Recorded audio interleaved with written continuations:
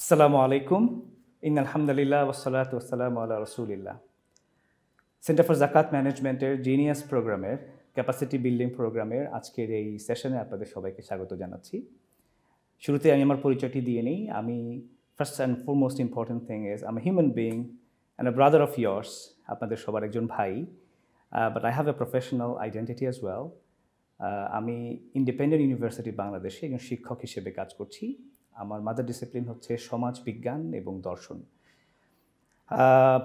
In the beginning I need to give a disclaimer, সেটা হচ্ছে whatever I am going to say today in front of you, আপনারা সবাই এখানে একত্রিত হয়েছেন, that's a great occasion indeed, but the thing is আমরা এখানে যা কিছু বলবো, some of these are contemplated thoughts from my so far acquired knowledge. আমি এতদিন ধরে যা কিছু পড়েছি, যা কিছু জেনেছি, তার কিছুটা অংশ হয়তো আপনাদের সামনে আমি তুলে ধরবো, but doesn't necessarily mean you have to accept it all. And that says, that proposes, that ignites the topic today. আজকের বিষয় হচ্ছে critical thinking and igniting innovation. So আমার এই যে ডিসক্লেইমার আমি দিয়েছি, সেটি কিন্তু আমাদের আজকের বিষয়ের সাথে অত্যন্ত সম্পৃক্ত, অত্যন্ত গভীরভাবে সংযুক্ত। আরেকটি বিষয় আপনাদেরকে শুরুতেই বলে রাখি, we are here for an hour or so, 50 to 60 minute session. আমি আসলে বাংলা এবং ইংরেজি দুই ভাষায় ব্যবহার করব, ব্যাক অ্যান্ড ফোর্থ, এই জন্য আমি আপনাদের কাছে আগেই ক্ষমা চেয়ে নিই। আমরা আজকের এই আলোচনাটাকে তিনটি ভাগে ভাগ করব। প্রথমত আমরা কথা বলবো ক্রিটিক্যাল থিঙ্কিং বা ক্রিটিক্যালিটি এবং ইনোভেশন, বা যেটাকে আমরা বলতে পারি ক্রিয়েটিভিটি, এটির কিছু তত্ত্বগত আলোচনা, এর মানে কি, এই বিষয়টা নিয়ে আমরা প্রথমেই কথা বলে নেব। তারপরে আমরা যাব যে আসলে কেন আমরা ভাবছি ক্রিটিক্যাল থিঙ্কিং বা ইনোভেশন ইজ ইম্পর্ট্যান্ট, বা কেন আমরা এই বিষয়টা নিয়ে আজকে কথা বলছি।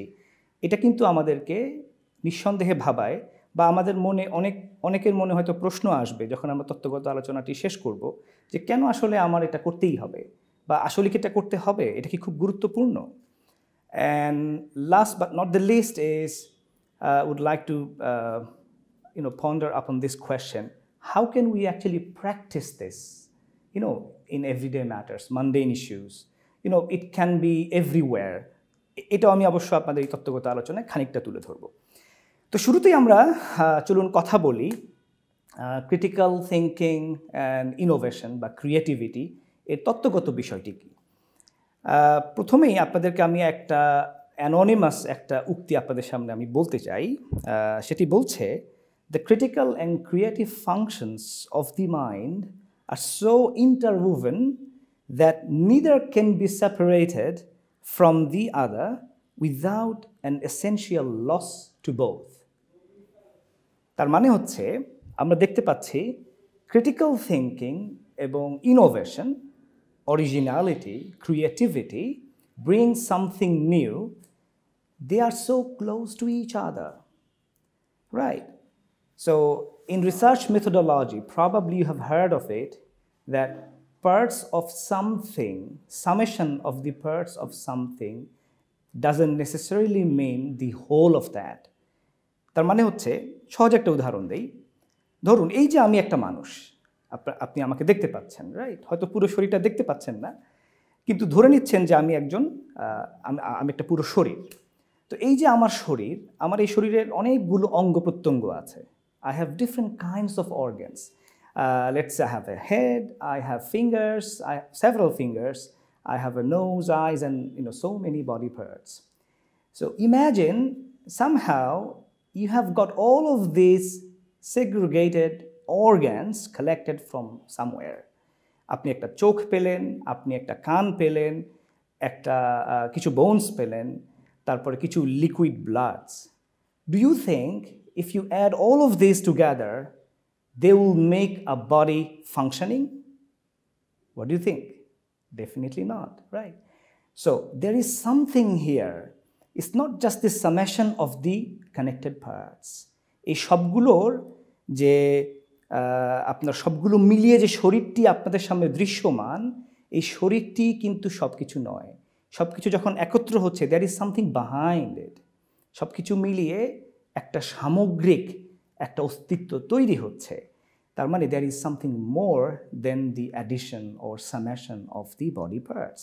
ঠিক একই রকমভাবে ক্রিয়েটিভিটি বা অরিজিনালিটি, ইনোভেশন এবং critical thinking, they are so close to each other, it doesn't necessarily mean that you combine both of this and you achieve your goal. তার মানে হচ্ছে এই দুটো আসলে প্রত্যেকটা ফেজে, প্রত্যেকটা প্ল্যাটফর্মে তারা আসলে একটার সাথে খুব বেশি জড়িত। কিভাবে, কেন, এটা আমরা আরেকটু ভেঙে বলবো কিছুক্ষণ পরেই। Now let's focus on the convention. সাধারণত আমরা যখন বলি ক্রিটিক্যাল, বা আরও সহজ করে যদি বলি, আমরা প্রায়শই কথাটি ব্যবহার করি যে এই মানুষটি খুবই ক্রিটিক্যাল। তো যখন আমরা এই কথাটা বলি তখন আপনাদের কি মনে হয়? যখন আমরা এই কথাটা বলি তখন আমরা কি এটাকে খুব পজিটিভ অর্থে বলি, খুব ইতিবাচক অর্থে বলি, নাকি নেতিবাচক অর্থে বলি? সাধারণত, if I am not wrong, correct me, আমরা যখন বলি যে খুব ক্রিটিক্যাল একজন মানুষ, আমরা ধরে নিই মানুষটি হচ্ছে ফল ফাইন্ডিং, আননেসেসারিলি কমপ্লিকেটেড, হ্যাঁ, খুব বেশি দোষ খুঁজে বেড়ানো সব কিছুতেই। আপনারা বোধ হয় একটা বাংলাদেশের টেলিভিশনগুলোতে একটা অ্যাডভার্টাইজমেন্ট আমরা প্রায় দেখতাম যে সর্ষের দানা ধরে দেখছেন এখানে কোথায় একটা ময়লা খুঁজে পাওয়া যায়, তাই না? Quality control manager. তো তারা বলছে যে আমাদের প্রত্যেকটা প্রসেস এতখানি ক্রিটিক্যাল প্রসেসের মধ্য দিয়ে আসে, আমাদের প্রত্যেকটা প্রোডাক্ট, যে এখানে আপনি কোনো দোষ খুঁজে পাবেন না। তার মানে ধরেই নেওয়া হচ্ছে ক্রিটিক্যালিটি মানে হচ্ছে ফল্ট ফাইন্ডিং। ক্রিটিক্যালিটি মানে হচ্ছে সব কিছুকে আননেসেসারিলি একদম ভেতর থেকে খুঁজে খুঁজে বের করে নিয়ে আসা। তার মানে এটা কিন্তু খুব একটা পজিটিভ কনোটেশন এটা ক্যারি করে না। আচ্ছা, দ্বিতীয়ত আমরা যখন বলি ক্রিয়েটিভিটি বা ইনোভেশন, তখন আমরা কি ধরে নিই? দুটো বিষয়। First of all, our expectation is very high when it comes to innovation. Innovation, that means it has to be something very big, like Mark Zuckerberg. He innovated social networking. Well, he didn't, but he is the manifestation of the idea maker. হ্যাঁ, আমরা সবাই Facebook ব্যবহার করি, আমরা ভাবি যে হ্যাঁ, that is what we mean innovation. But you know what? Innovation includes each and every subtle nuance of things that probably involves a very minute idea or a process. ধরে নিন আপনি একটি রেস্টুরেন্টে খেতে গেছেন, তো সেখানে কোনো খাবারের কোনো আসন খালি নেই। তো তখন ঠিক ওই মুহূর্তে আপনি ওই পরিস্থিতিতে নিজেকে যেভাবে মানিয়ে নেবেন, that also is a part of innovation. তার মানে ইনোভেশন মানেই আমাদের যে একটা বড় সড়ো ধারণা সামনে চলে আসে। Well, I personally call it the social media impact. কারণ আমরা এখন কোনো কিছু করতে গেলেই আমাদের সবসময় তার একটা কালেকটিভ ইম্প্যাক্ট মাথায় চলে আসে। So we can not do anything smaller. আমাদের মাথায় সবসময় আসে যে to measure success it has to be big, bigger, big enough. Well, sorry for the digression. তো দেখা যাচ্ছে এটি একটি সমস্যা। যখনই আমরা ইনোভেশনের কথা বলি তখনই আমরা ধরে নিই যে it has to be something big, but it is not. It doesn't require to be big everywhere, number one. Number two, যখনই আমরা এটাকে ইনোভেশন বলছি তখনই আমরা ধরে নিচ্ছি যে যেই মানুষটি ক্রিয়েটিভ, কারা ক্রিয়েটিভ? আমরা কিন্তু ধরেই নিই যে না, আমি কিন্তু ক্রিয়েটিভ না, আমি খুবই অ্যাভারেজ একজন মানুষ, আমি ঘুম থেকে উঠি, ঘুমাতে যাই, পড়াশোনা করি, তো আমি am not involve in any creative or innovation thing. খুব প্লেন অ্যান্ড সিম্পল। আচ্ছা, তাহলে কারা ক্রিয়েটিভ? সঙ্গে সঙ্গে আমাদের মাথায় ঝিলিক দিয়ে ওঠে যে ক্রিয়েটিভ হচ্ছে সে যে কবিতা লেখে, যে ছবি আঁকে, যে অনেকগুলো স্ক্র্যাপ বা মানে ভাঙাচোরা জিনিস দিয়ে কিছু একটা বানিয়ে ফেলে, সে হচ্ছে ক্রিয়েটিভ। আমি না, আমাকে দিয়ে এগুলো হয় না। That's another very big misconception. আমাদের সকলের মধ্যেই কিছু না কিছু ক্রিয়েটিভিটি বা ইনোভেশন অবশ্যই আছে। আপনারা নিশ্চয়ই পৃথিবীর অন্যতম প্রধান ধর্ম ইসলামের যে প্রধান কিতাব, ধর্মগ্রন্থ আল কোরআন, তার সাথে আমরা সবাই পরিচিত। কোরআনের একটি আয়াত আল্লাহ রাব্বুল আলামিন বলছেন, ওয়ালাকাদ কাররামনা বানি আদামা, অর্থাৎ আমি মানুষকে সম্মানিত করেছি। তারপর সেই ঘটনা তো আমরা সবাই জানি যখন আল্লাহ আমাদের সবাইকে সৃষ্টি করেছেন, তারপর তিনি ফেরেশতাদেরকে ডেকে জিজ্ঞেস করলেন যে আমি একটা পরিকল্পনা করেছি, তোমাদের কি অভিমত? তখন আসলে আল্লাহ রাব্বুল আলামিন চেয়েছিলেন যে মানুষকে তৈরি করবেন এটি সবার সাথে তার এই মহান উদ্যোগ বা পরিকল্পনা সবার সাথে শেয়ার করতে। তো তখন আমরা দেখি যে মানুষ আর সকল সৃষ্টির চাইতে আলাদা। কিন্তু কেন? এই একই রকম জিনিস আমরা যখন ডিডাকটিভ প্রসেসে, আমরা যখন ফিলসফারদেরকে যখন এক্সামিন করি, for example we need Aristotle here. অ্যারিস্টটলের প্রধান কন্ট্রিবিউশন, অবদান কি যদি আমরা এক কথায় বলি? He categorized things. উনি প্রত্যেকটা জিনিসকে স্তরে স্তরে ভাগ করেছেন এবং তার অন্যতম বড় ফলাফল হচ্ছে যুক্তিবিদ্যা, রাইট? তো আমরা দেখি উনি সবগুলো জীবনকে, সবগুলো বস্তুকে, যা কিছু আমাদের এই পার্থিব জগতে আমরা দেখি, এনকাউন্টার করি, উনি সব কিছুকে ভাগ করেছেন বিভিন্ন স্তরে। সবচেয়ে নিচু স্তরে আছে ডেড থিংস, যেমন এই যে আমার এই কলম, এটা একটা ডেড থিং, ডেড ম্যাটার। তারপরে আছে যেগুলো প্রাণ আছে, সেগুলো dead thing, they are different. Dead things and live things, they are different. আচ্ছা, যেগুলো প্রাণ আছে তার মধ্যে অনেকগুলো স্তর আছে। কেউ আছে প্রাণ আছে কিন্তু সে বাড়ে না। এরপর যখন সেটা দুই ভাগ হয়ে গেল, তারপর হচ্ছে যারা বাড়ে কিন্তু যারা নড়তে পারে না। ফর এক্সাম্পল গাছ, তাদের প্রাণ আছে কিন্তু তারা মুভ করতে পারে না। তারপর হচ্ছে যাদের প্রাণ আছে, মুভ করতে পারে, কিন্তু তারা কথা বলতে পারে না। তার মানে এখানে এসেই পৃথিবীর সবগুলো প্রাণী, সবগুলো পোকা মাকড় কীট পতঙ্গ সব কিছু একটা ভাগে চলে গেল, আর মানুষ চলে আসলো তার ওপরের পর্যায়ে, ওপরের স্তরে। মানুষ হচ্ছে সেই প্রাণ যে আমাদের এই যে দৃশ্যমান জগৎ, তার মধ্যে সবচেয়ে উঁচু স্তরে আমরা বসবাস করি।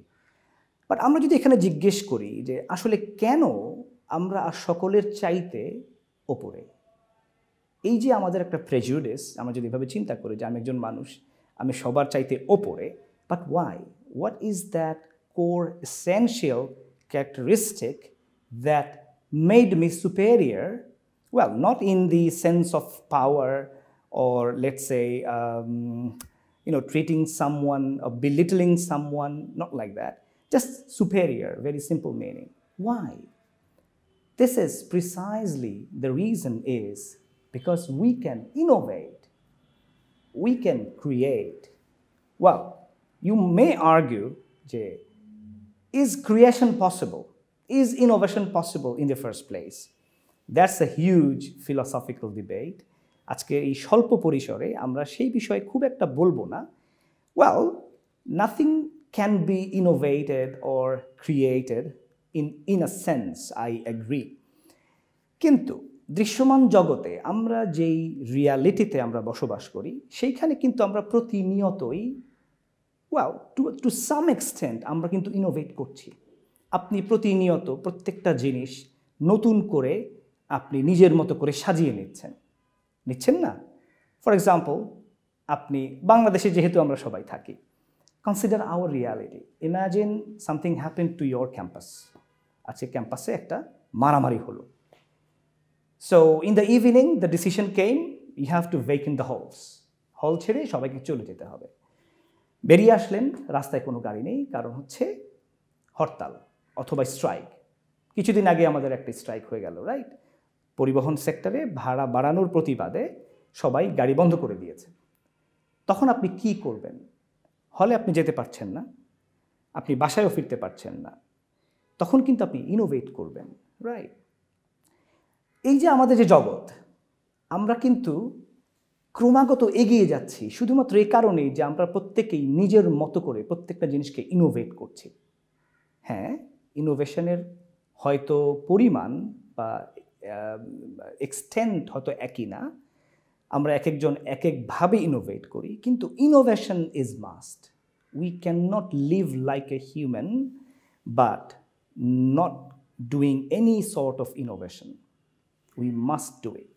আমরা সবাই definitely we are involved in some sort of innovation or creativity. We are engaged in the process. এই বিষয়ে আমরা আরও খানিকটা কথা বলবো একটু পরেই। তো তাহলে আমরা এতক্ষণ পর্যন্ত যে আলোচনা করেছি, আমরা ধরে নিয়েছি যে criticality is not necessarily a problematic quality in a person to be. Right, কিন্তু কেন সেটা আমরা আরেকটু ইলাবোরেট করব। দ্বিতীয়ত আমরা বলেছি যে একজন ক্রিয়েটিভ পারসন বা একজন মানুষ যিনি ইনোভেট করেন, তিনি নট নেসেসারিলি খুব moody, doesn't have to be a painter or a poet. তিনি কিন্তু আপনার আমার মতো একজন সাধারণ মানুষও হতে পারেন। বরঞ্চ প্রত্যেকটি মানুষই তার নিজস্ব পর্যায়ে নিজের মতো করে ক্রিয়েটিভ। আচ্ছা, এবারে আমরা দেখব যে এই দুটো যে গুণ বা দুটো যে কাজ মানুষের মধ্যে আছে, ক্রিটিক্যাল থিঙ্কিং এবং ক্রিয়েটিভিটি, এই দুটোই কিন্তু খুবই interestingly they are very well connected. Not only that, they are the outcomes of the product of your mind process.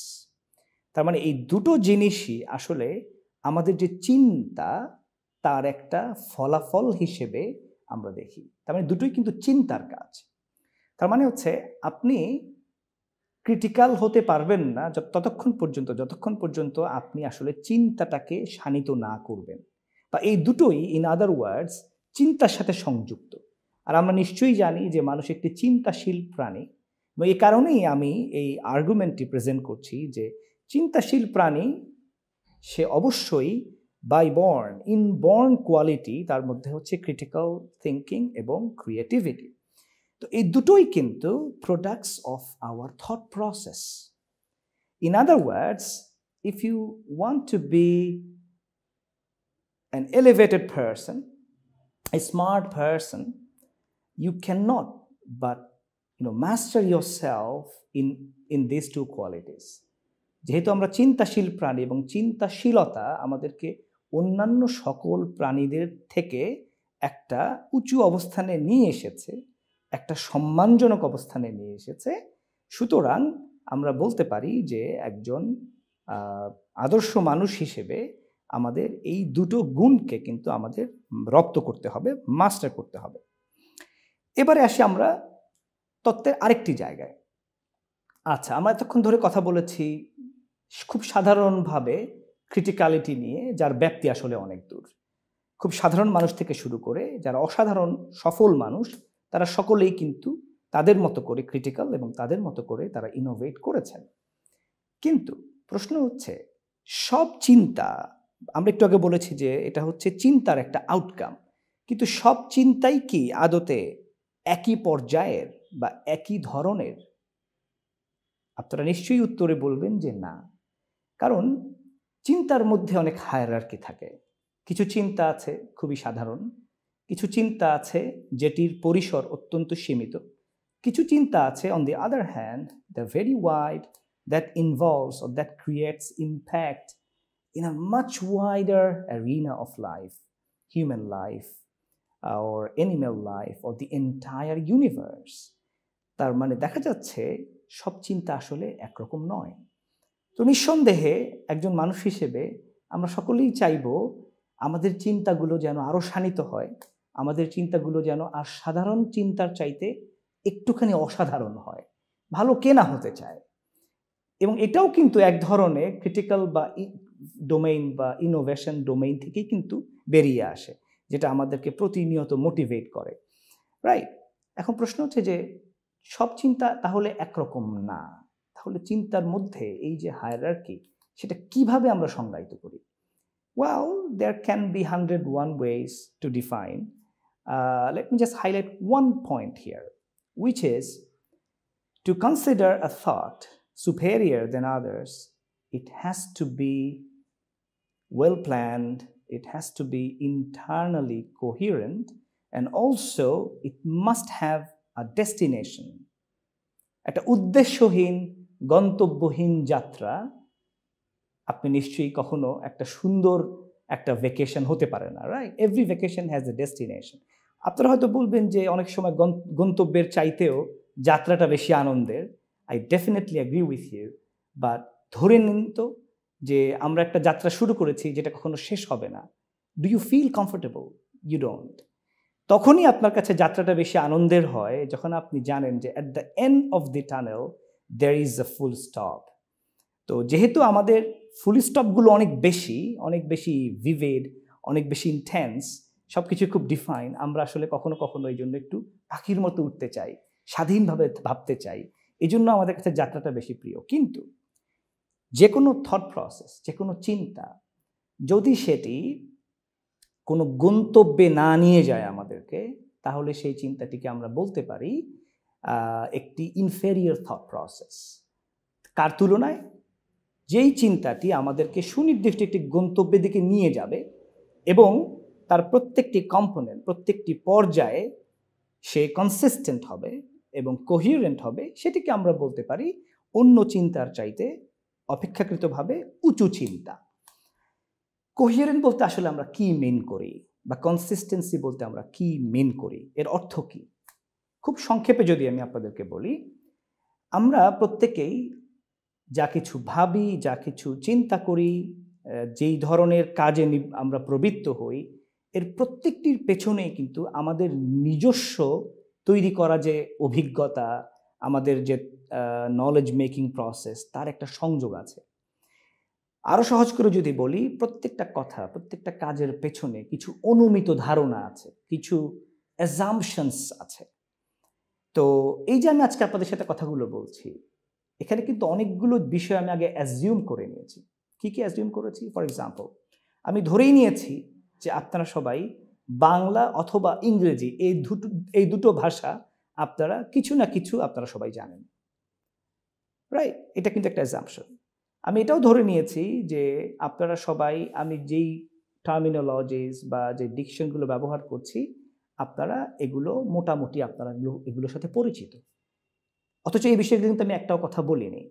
যেহেতু আমি ধরে নিয়েছি, আমার এই অ্যাসাম্পশন আমার প্রত্যেকটা কথার পেছনে কিন্তু ক্রিয়াশীল, এবং আমি ধরে নিয়েছি আপনারা সবাই বিশ্ববিদ্যালয় পর্যায়ের শিক্ষার্থী, আপনারা স্কুল কিংবা প্রি স্কুলের বেবি না, right? You are all adults.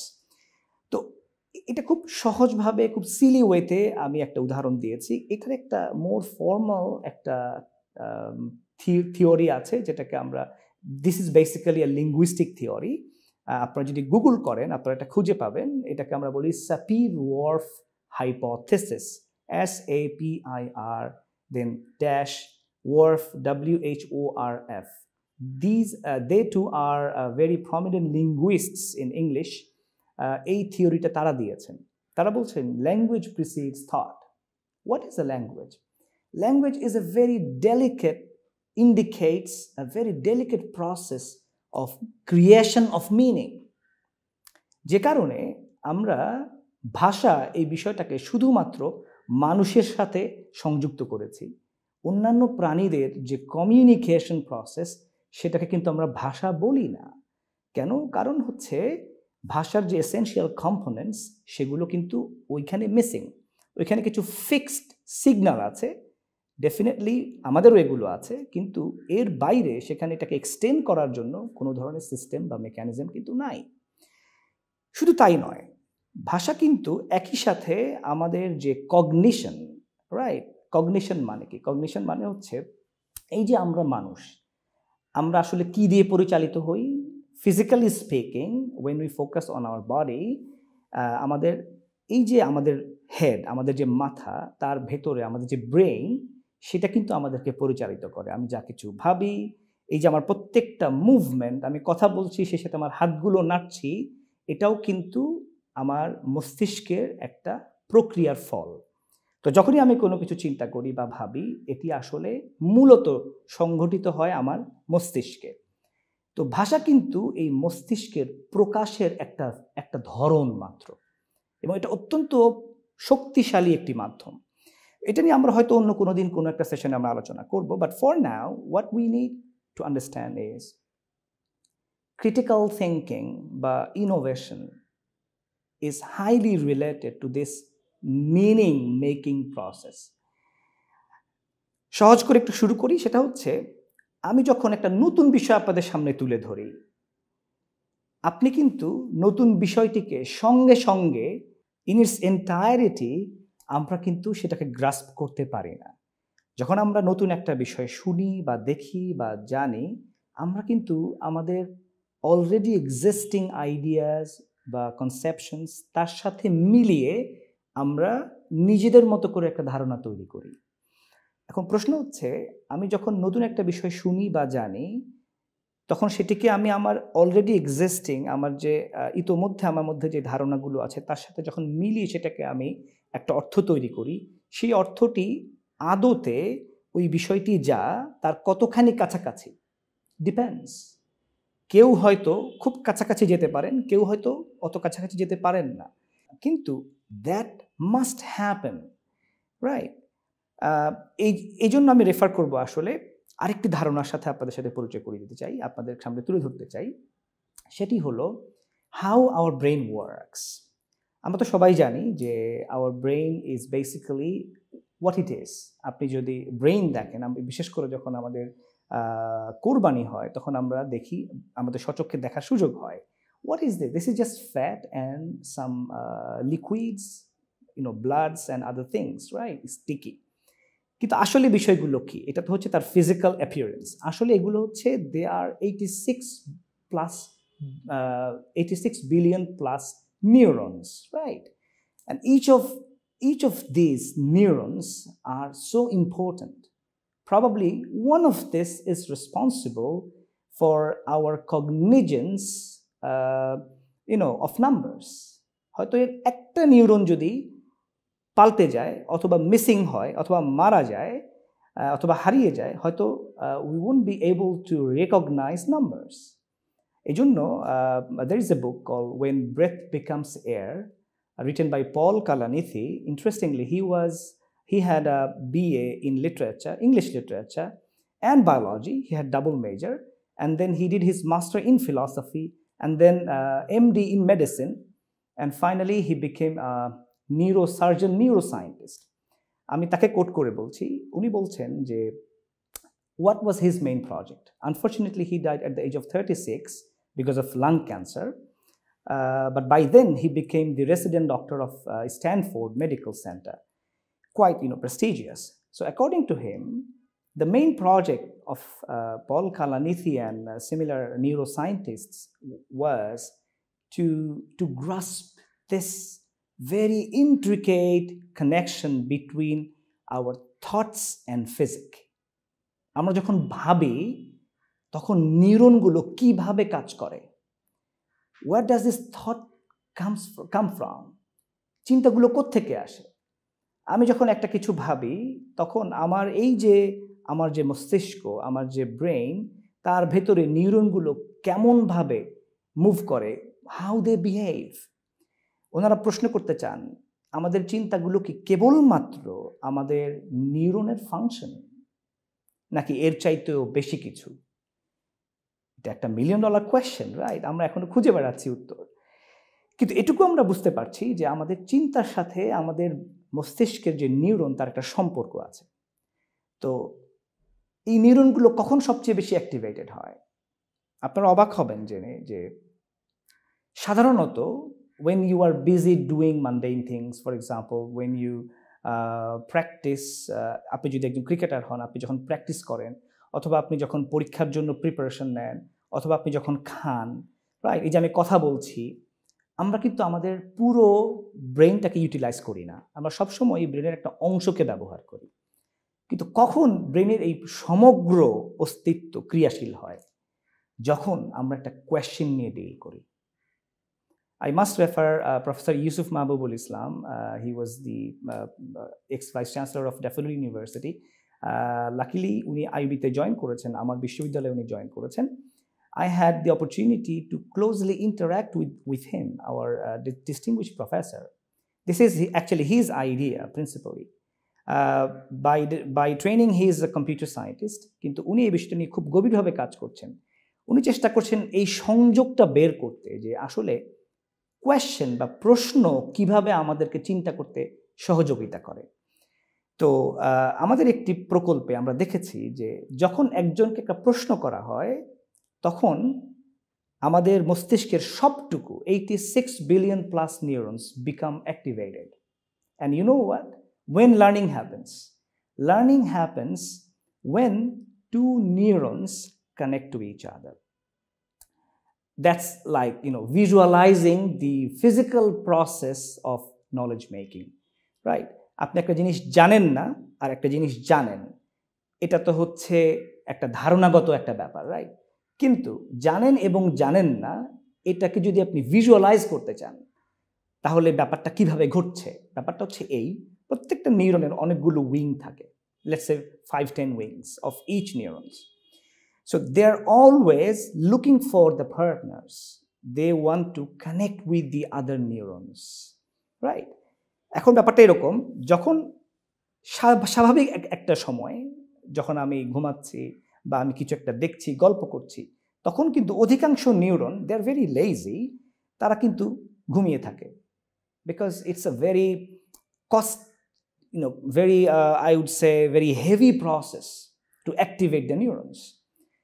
যখন হঠাৎ করে একটা প্রশ্ন তাদের সামনে চলে আসে, তারা কিন্তু সঙ্গে সঙ্গে they become activated and you see the enormous alacrity in the brain.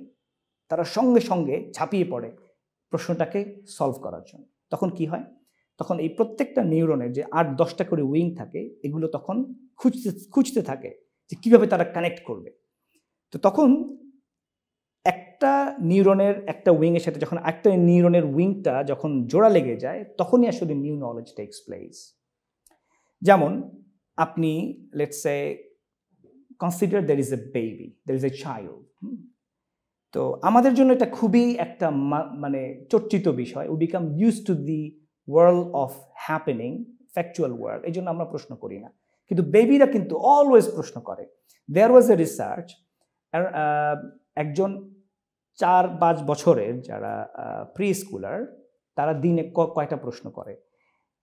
Around 400+, আমি ভুলে গেছি এক্স্যাক্টলি কত, বাট ডেফিনেটলি 400+। 400-র বেশি প্রশ্ন তারা প্রতিদিন তারা করে। সেই তুলনায় আমরা কয়টা প্রশ্ন করি? তো যখন তারা প্রশ্নগুলো করে, তখন কিন্তু তাদের সামনে কিন্তু এই যে ওয়ার্ল্ড অফ হ্যাপেনিং, এটা কিন্তু আমাদের মতো এতখানি বোরিং না। যেমন আমি জানি যে এই যে আমার সামনে একটা ঘড়ি আছে, এটা ঘুরবে, এর কাজ হচ্ছে ব্যাটারি দিলে সে চলবে, কিন্তু সে কিন্তু এটা জানে না। তার মনে অনেক প্রশ্ন যে কেন এই কাঁটাটা ঘুরছে, আচ্ছা এই ব্যাটারির সাথে এই কাঁটার সংযোগটা কোথায়? তো সে যখন এই প্রশ্নগুলো করে, তখন তার যে নিউরন সেল সেগুলো অ্যাক্টিভেটেড থাকে এবং সে প্রত্যেকটা নোন ফেনোমেনাকে আননোন ফেনোমেনাতে রিচ করতে হেল্প করে। যেমন সে জানে যে এটা হচ্ছে একটা মেটালিক একটা অবজেক্ট, ডেফিনেটলি এটা ডিফারেন্ট দেন লিকুইড, এটা কিন্তু সে একদিনে শেখেনি।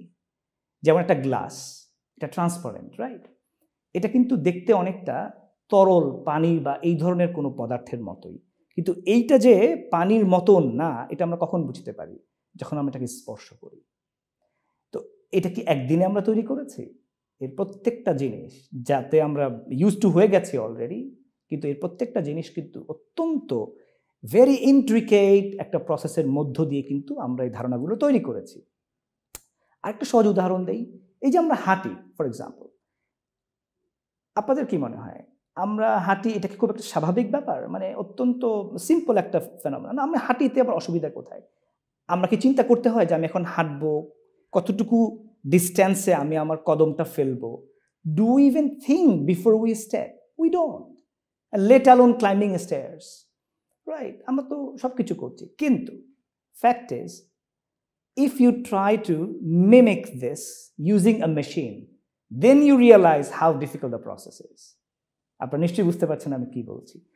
একজন মানুষ স্বাভাবিকভাবে হাঁটবে, a child, usually in the beginning they dither, but finally they settle and they can walk, after trying a couple of months or more.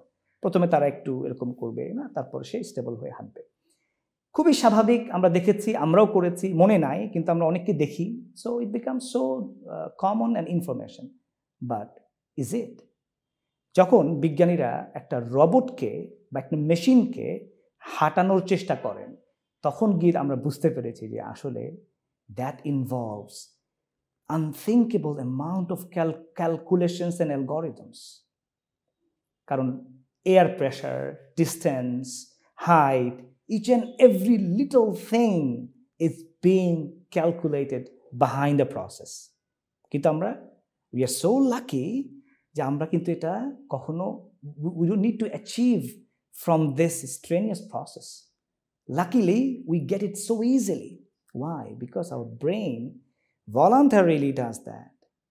এখন ধরে নিন তো যে এই বিষয়টাকে যদি আমাদের কনসিয়াস একটা প্রসেসের মধ্য দিয়ে অ্যাচিভ করতে হতো, তাহলে আমাদের মধ্যে কতজন আসলে আমরা হাঁটতে পারতাম, কতজন আসলে সুলতানস ডাইনের কাচ্চি খেয়ে হজম করতে পারতাম। কারণ যদি হজম করার জন্য প্রত্যেকটা প্রসেস যদি আপনার নিজেকে ইনিশিয়েট করতে হতো, let's say this is not an automated process, তখন কিন্তু আমরা অধিকাংশ জিনিস যেগুলো আমরা এখন করতে পারি সেগুলো করতে পারতাম না। So come back to this original issue, criticality and creativity, innovation. আসলে কিন্তু ব্যাপারটা তাই, আমরা প্রত্যেকেই আমাদের মতো করে ক্রিটিক্যাল এবং ইনোভেশনে আমরা পারঙ্গম। কিছু বিষয়ে আমাদেরকে আমাদের সৃষ্টিকর্তা, আমাদের পরম প্রিয় করুণাময় আল্লাহ তাআলা দিয়ে দিয়েছেন, সেটা voluntarily the process is on. কিন্তু উনি হয়তো he wants to play a game with us.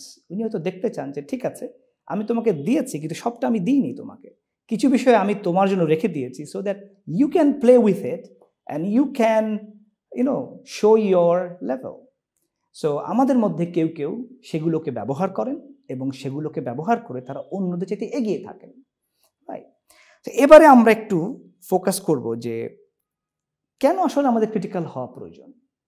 এখন যেহেতু আমরা সৃষ্টিকর্তার কথাই বলে ফেলেছি, তাহলে এইখানে আমাদের একটা খুব গুরুত্বপূর্ণ প্রশ্ন হতে পারে। তার আগে আমি বলে নিই যে what I mean by being critical. এবং একটু আগে আমরা বলেছি প্রশ্ন কতখানি আমাদেরকে তাড়িত করে, আমাদের ব্রেনকে আলোড়িত করে। তার মানে দেখা যাচ্ছে যে প্রশ্নের সাথে ক্রিটিক্যালিটি এবং ক্রিয়েটিভিটির একটা বিশাল সংযোগ। তাহলে ক্রিটিক্যালিটি মানে কি? In reality, in practice, criticality মানে হচ্ছে asking questions. Probably you can ask a question, literally you can ask a question, or you can think by probing questions inside your mind. আপনি দুটোই করতে পারেন এবং আমরা কিন্তু এটা করি, ভলান্টারিলি আমরা এটা করি, নোয়িংলি আননোয়িংলি, সাবকনশিয়াস মাইন্ডে আমরা সবসময় এটা করছি। এখন প্রশ্ন হচ্ছে কতখানি ক্রিটিক্যাল আমরা হব বা কোয়েশ্চেন করার মানে আসলে কি? Well, if you ask me, I would say we need to ask questions to everything. Everything means everything. And that includes everything. That excludes nothing. এর মধ্যে সব কিছু আছে, এর মধ্যে আমার অস্তিত্ব, আমার স্রষ্টা, ভালো মন্দ, আমার এই যে সমাজ ব্যবস্থা, সব কিছুকে নিয়ে আমরা প্রশ্ন করতে হবে এবং আমরা করতে পারি। That's what I mean by critical thinking. এইখানে কিন্তু আমি খুব একটা সেন্সিটিভ জায়গায় পা দিয়েছি, সেটি হচ্ছে বিশ্বাস এবং স্রষ্টা এবং এই যে জীবন জগৎ, সমাজের এই যে কনভেনশন যেগুলো আমরা তৈরি করেছি, সেগুলো নিয়ে যখন আমরা কোয়েশ্চেন করব, ইম্যাজিন দি পেরিনিয়াল থটস, মানুষ যে হাজার বছর ধরে যে সমাজ মানুষ তৈরি করেছে, সেখানে আমরা অনেকগুলো প্রতিষ্ঠান তৈরি করেছি, যেমন পরিবার, বন্ধুত্ব, হ্যাঁ, এগুলোকে নিয়ে আমরা প্রশ্ন করতে হবে। কেন? এগুলোকে নিয়ে প্রশ্ন করার কি আদৌ কোনো প্রয়োজন আছে?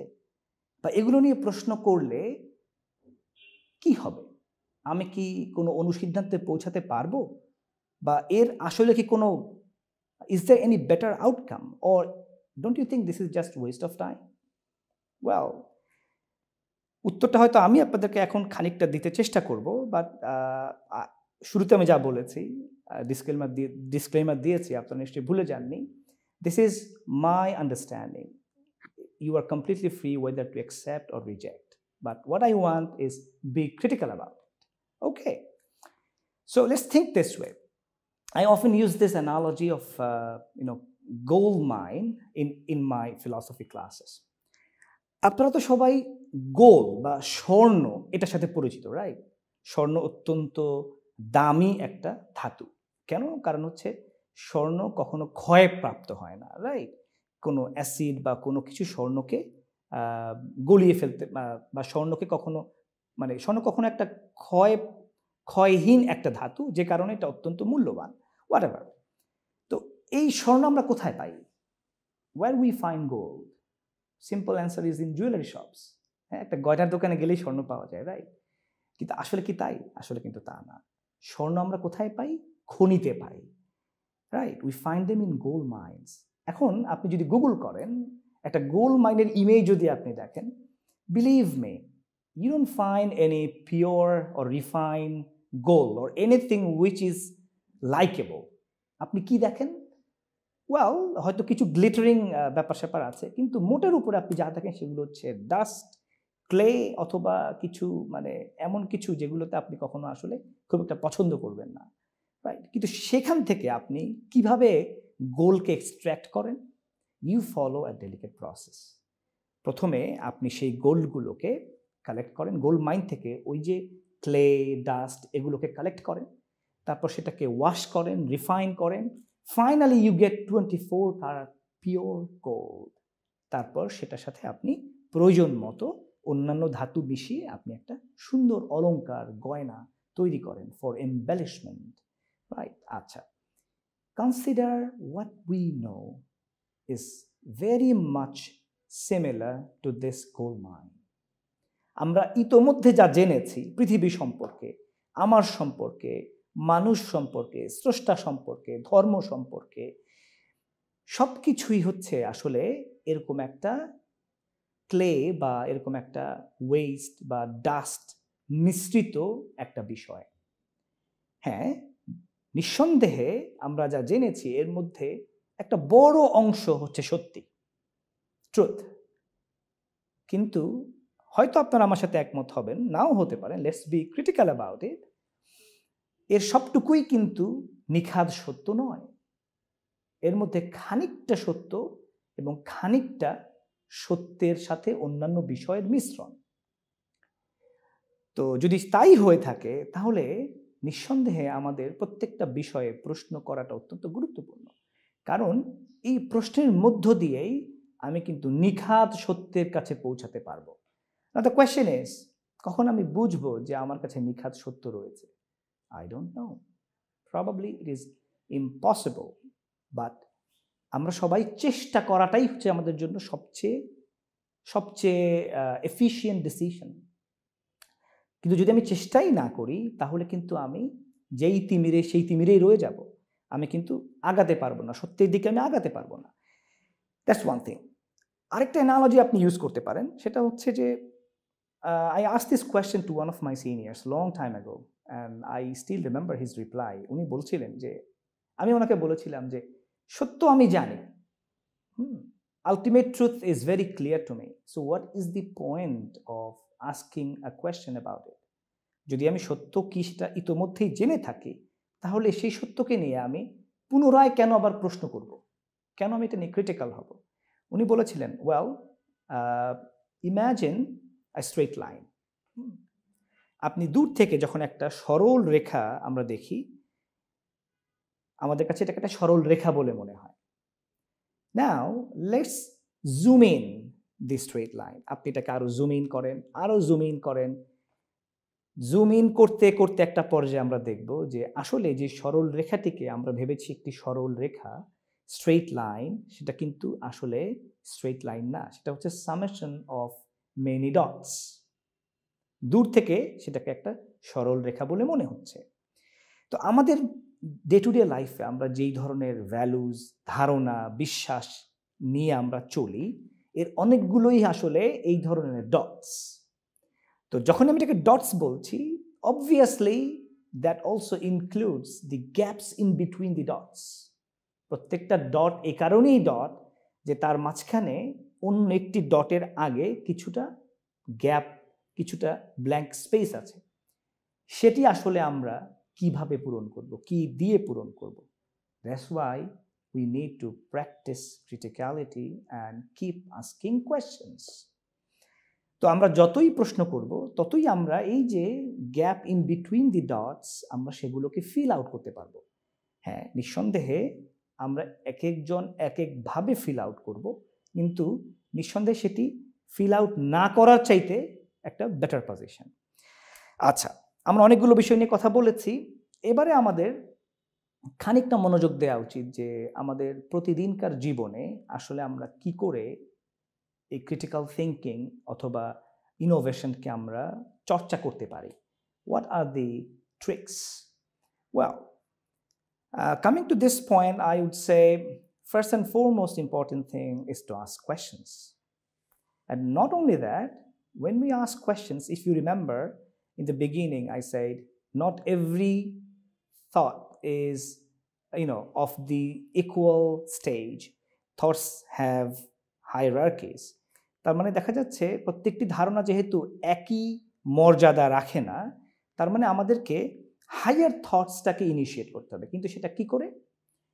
আমাদেরকে একটা ডেস্টিনেশন, একটা ইফেক্টিভ আউটকাম মাথায় রেখে চিন্তা করতে হবে এবং প্রত্যেকটা ক্ষেত্রেই আমরা এই চিন্তাটাকে অ্যাক্টিভেট করতে হবে। যেমন ধরেন, যখন আমি কোনো একটা বিষয়ে কথা বলি, আমাদেরকে ওই বিষয়টি নিয়ে নিজের মধ্যে চিন্তাটাকে সক্রিয় করতে হবে এবং যখনই আমরা কোনো একটা বিষয়কে চিন্তা সক্রিয় করব, তখন তার মধ্যে অনেকগুলো লেয়ার্স থাকে, ওই লেয়ার্সগুলোকে আমরা আইডেন্টিফাই করার চেষ্টা করব।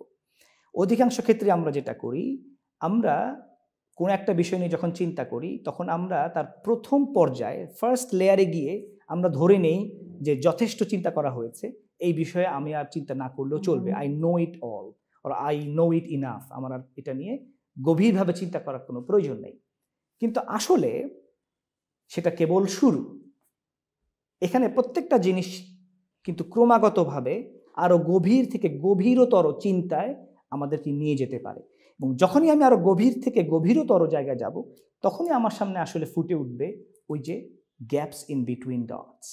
তখন আমি দেখব যে আমি যেই ধারণার উপর ভিত্তি করে আমি এই অনুসিদ্ধান্তে এসে পৌঁছেছি, the conclusion I develop based on the assumptions or the premises, they are not internally coherent. যেমন একটা সহজ উদাহরণ দেই, স্বাধীনতা, ফ্রিডম। স্বাধীনতা বলতে আমি 1971 সালে আমাদের এই রক্তের বিনিময়ে অর্জিত স্বাধীনতাকে বোঝাচ্ছি না, আমি বোঝাচ্ছি more fundamental aspect of freedom, human freedom, right? আমরা আসলে কতখানি স্বাধীন। তো আমরা যখন কোনো একটা পলিসি বা দেশের কোনো একটা আইন তৈরি করতে চাই, রাইট, আমরা বলি যে না, আপনি যদি গাড়ি চালাতে চান, আপনাকে রাস্তার বাঁ পাশ দিয়ে গাড়ি চালাতে হবে, ডান পাশ দিয়ে আপনি গাড়ি চালাতে পারবেন না। তো আমরা যখন এই কথাটা বলি, তখন আমরা কিন্তু ধরেই নেই যে আপনি স্বাধীন হলেও আপনি বাঁ দিকেই গাড়ি চালাতে হবে, ডান দিকে আপনি গাড়ি চালাতে পারবেন না। কিন্তু কেন? আমরা যদি বিশ্বাস করি যে আমরা স্বাধীন, তাহলে আপনি কি করে আমাকে শুধুমাত্র বাঁ দিকেই গাড়ি চালাতে বাধ্য করছেন? তার মানে আপনি ধরে নিচ্ছেন না, আপনি স্বাধীন, কিন্তু এই স্বাধীনতাটা কোয়ালিফাইড, মানে লিমিটেড। হ্যাঁ, কিছু বিষয়ে আপনি স্বাধীন, কিন্তু কিছু বিষয়ে আপনাকে নিয়ম মানতেই হবে। তার মানে দেখেন, এটা ফার্স্ট লেয়ারে গিয়ে যখন একটা কন্ট্রাডিকশন তৈরি হলো, ইন্টারনাল কোহিয়ারেন্স থাকলো না, তখন আমরা এটাকে মডিফাই করলাম যে ঠিক আছে, আমরা আসলে স্বাধীন, মানুষ স্বাধীন, কিন্তু সব ক্ষেত্রে নয়। কেন নয়? তার উত্তর হচ্ছে for the betterment of everyone, for the collective good. আচ্ছা, খুব ভালো কথা। এখন প্রশ্ন হচ্ছে, আমি যে ধরে নিচ্ছি যে আমি সব বিষয়ে স্বাধীন না, কে সংজ্ঞায়িত করছে যে আমি সব বিষয়ে স্বাধীন হব কি হব না? কোন বিষয়ে আমি স্বাধীন হব বা হব না? তখন আপনাকে হয়তো আমি বলবো যে এটি রাষ্ট্রের আইন, রাষ্ট্রের এই অধিকার আছে আপনাকে অথবা আমাকে কিছু নিয়মের মধ্যে আটকে ফেলার, যদিও আপনি আদতে স্বাধীন। তখন প্রশ্ন হবে, আপনি দেখেন এই লেয়ারে এসে, this is another layer of criticality, আপনি তো প্রশ্ন করতে পারেন যে রাষ্ট্র এই অধিকার আসলে কোথায় পেল?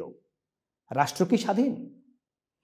তো এইভাবে করে আমরা যখন ক্রমাগত আরো গভীর থেকে গভীরতর জায়গায় যাব, তখন আসলে আমরা যে ধারণাটা তৈরি করব, সেটা হচ্ছে একটা কনসিস্টেন্ট, কোহিরেন্ট ধারণা। যেমন দর্শনে একটা কথা প্রায় আছে, চর্চিত হয়, সেটা হচ্ছে ইউটিলিটারিয়ান ফিলসফি, রাইট?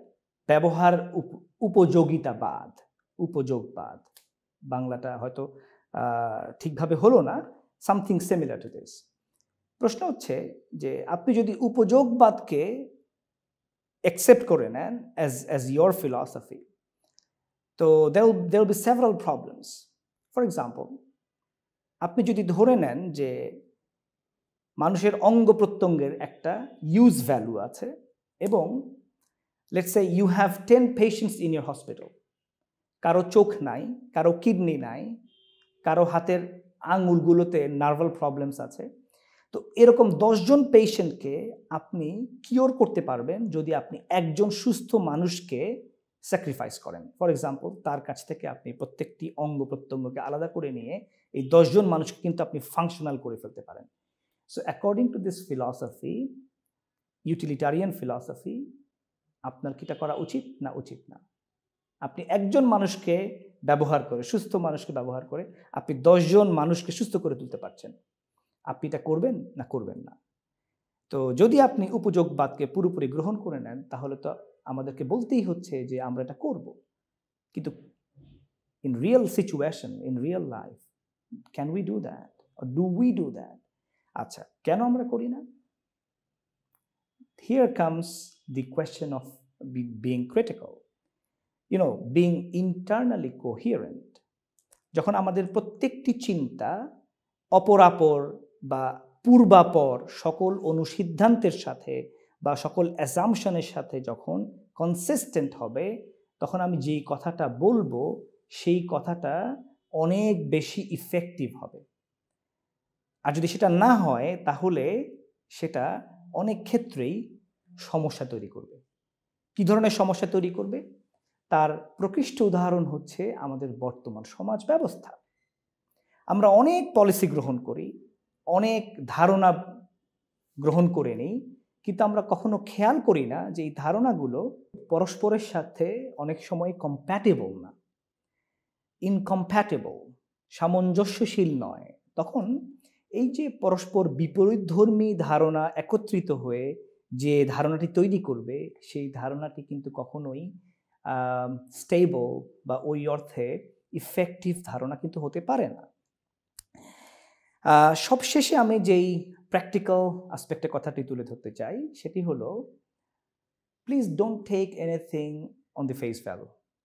এটা আমাদের একটা খুব স্বাভাবিক একটা টেন্ডেন্সি, একটা মানবিক দুর্বলতা, যে আমরা কোনো একটা বিষয়কে তার পারিপার্শ্বিক অবস্থানকে দিয়ে বিচার করে তারপরে গ্রহণ করি, কিন্তু ওই বিষয়টিকে শুধুমাত্র ওই বিষয়ের যে মেরিট, সম্ভাবনা অথবা তার যে ভেতরকার যুক্তি, সেটি দিয়ে কিন্তু আমরা বিবেচনা অনেক ক্ষেত্রেই করি না। যেমন কোনো একটা কথা কে বলছেন তার উপর ভিত্তি করে কথাটির গুরুত্ব আমরা নির্ধারণ করি। তো এটি হয়তো অনেক ক্ষেত্রেই খুব উপযোগ বা অনেক ক্ষেত্রেই হয়তো লাভজনক, কিন্তু not necessarily that can give us good conclusions everywhere. এই জন্য প্রত্যেকটা জিনিসকে আসলে আমাদের ইন্ডিভিজুয়াল মেরিট দিয়ে বিবেচনা করে নেওয়া উচিত, শুধুমাত্র ফেস ভ্যালু থেকে নয়।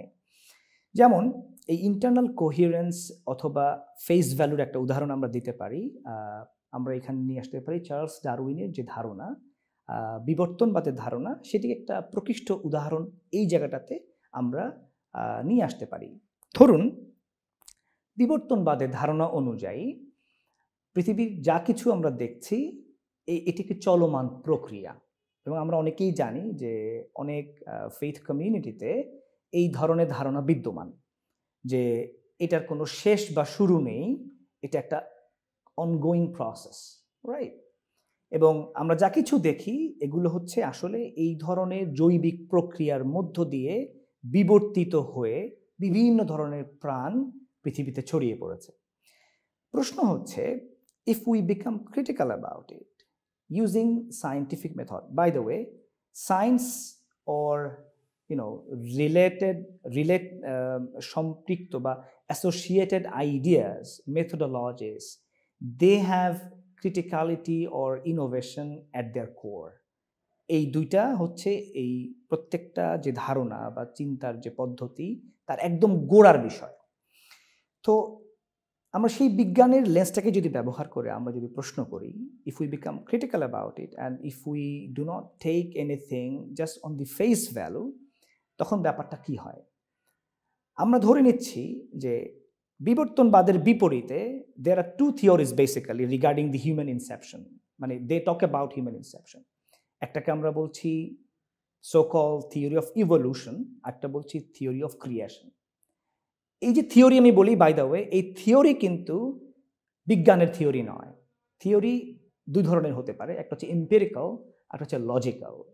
তো বিজ্ঞান যেসব থিওরি আমাদেরকে দেয় বা এভরিডে যেসব, এই যে আমার যে কলম হাতে, এই কলমটা একটা এম্পিরিক্যাল থিওরির আউটকাম, রাইট? এই কলমটা তৈরি করার জন্য যে প্লাস্টিকটাকে যেইভাবে গলাতে হয়েছে, এটা সুনির্দিষ্ট কিছু বৈজ্ঞানিক পদ্ধতি আছে। এটাকে আমরা এম্পিরিক্যাল থিওরি বলতে পারি। কিন্তু সূর্যের সাথে পৃথিবীর দূরত্ব, এটা কিন্তু এম্পিরিক্যাল নয়, এটা কিন্তু লজিক্যাল। এটা কিন্তু আমরা জিওমেট্রিক্যালি আমরা এটাকে প্রুফ করেছি।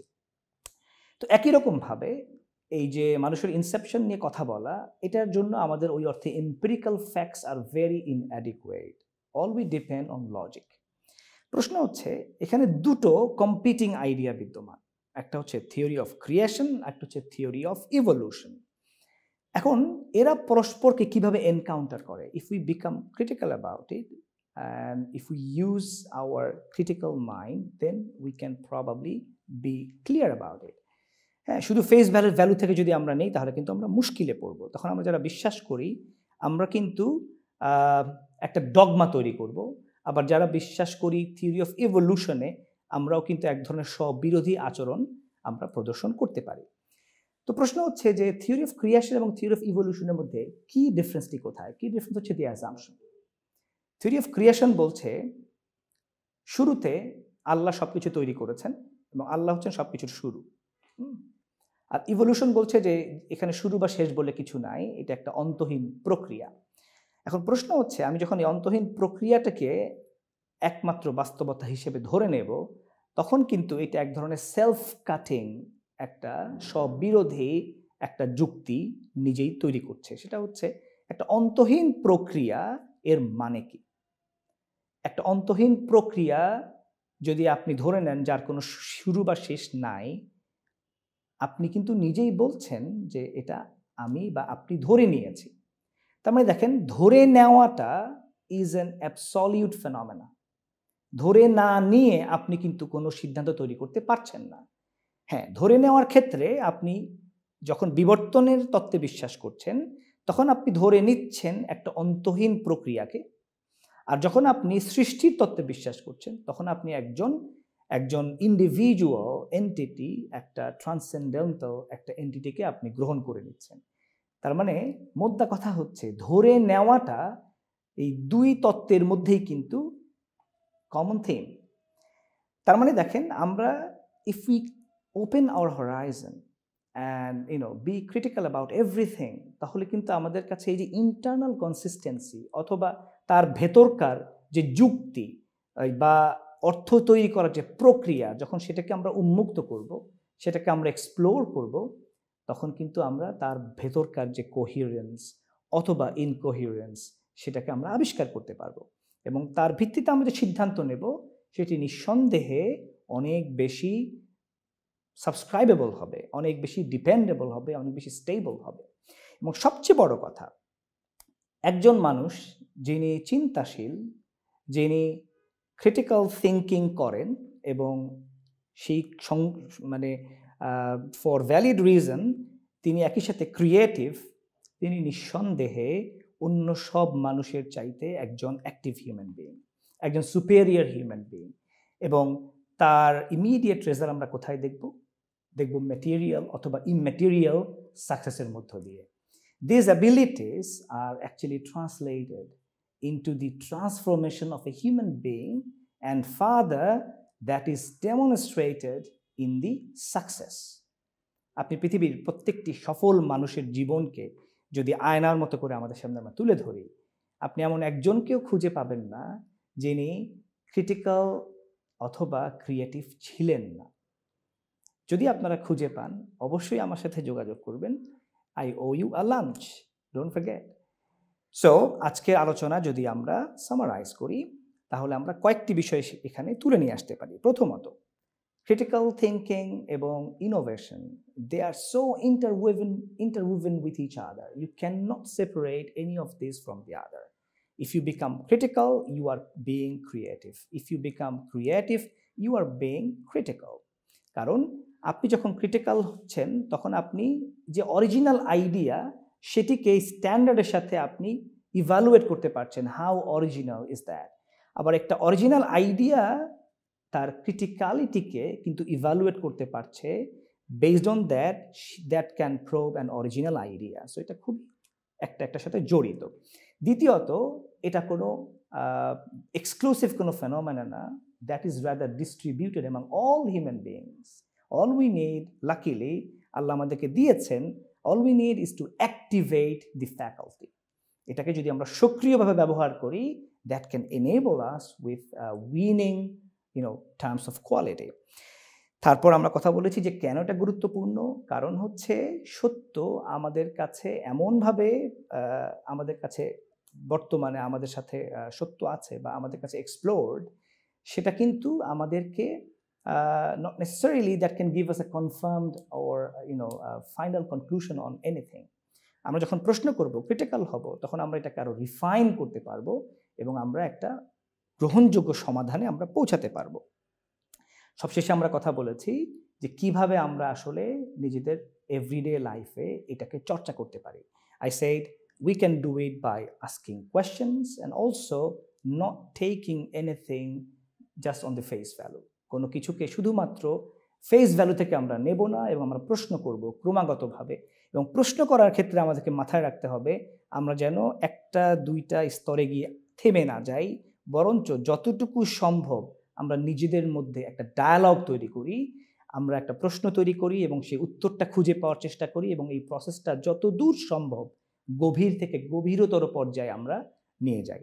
তাহলে আশা করতে পারি আমরা যে আমাদের যে কোনো কাজ আমরা করছি সেটিকে আমরা আরও অনেক বেশি মিনিংফুলি, অনেক বেশি কনসিস্টেন্টলি, কোহেরেন্টলি আমরা করতে পারবো এবং তার লজিক্যাল আউটকাম হচ্ছে সফলতা বা সাকসেস, যেটি আমরা সবাই স্বপ্ন দেখি। আপনাদের সবাইকে অনেক ধন্যবাদ, আমার সাথে এত লম্বা সময় ধরে আপনারা ছিলেন। আশা করছি আপনারা আপনাদের ফিডব্যাক আমার সাথে শেয়ার করবেন। আর ভুলে যাবেন না, যদি কেউ এমন কোনো মানুষকে খুঁজে পান যিনি সফল হয়েছেন কিন্তু তার মধ্যে ক্রিটিক্যাল থিঙ্কিং অথবা ক্রিয়েটিভিটি ছিল না, definitely I owe you a lunch. Thank you very much. জাজাকাল্লাহ খায়ের। আপনাদের সাথে আবারও দেখা হবে। সবাই ভালো থাকবেন।